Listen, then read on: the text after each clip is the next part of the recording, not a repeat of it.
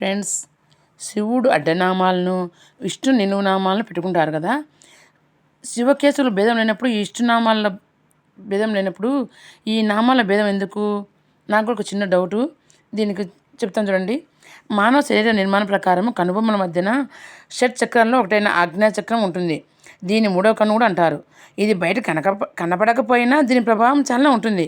అందుకే మన హిందువులు ఈ కనుబొమ్మల మధ్యన ఈ స్థానంలో బొట్టు పెట్టుకుంటాం. తిలకం లేదా ఇవి ధరిస్తాం.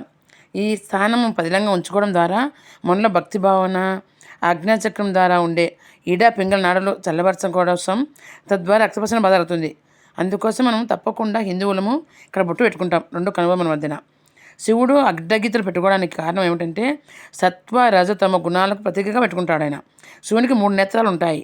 శివుని ఆధీనంలోనే భూత వర్తమాన భవిష్యత్తు కాలాలు ఉంటాయి. అందుకే ఆయనను కారుడు అంటారు.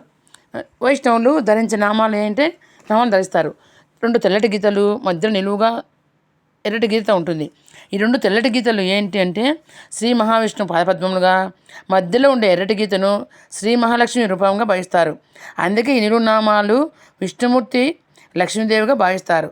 అంటే విష్ణుమూర్తికి నిలువు నామాలు, శివునికి అడ్డగీతలు, విభూతి పెట్టుకుంటారు. అందుకోసమే శివకేశవులు ఇద్దరు ఒకటే, ఈ భేదాలు కూడా తేడా లేదు.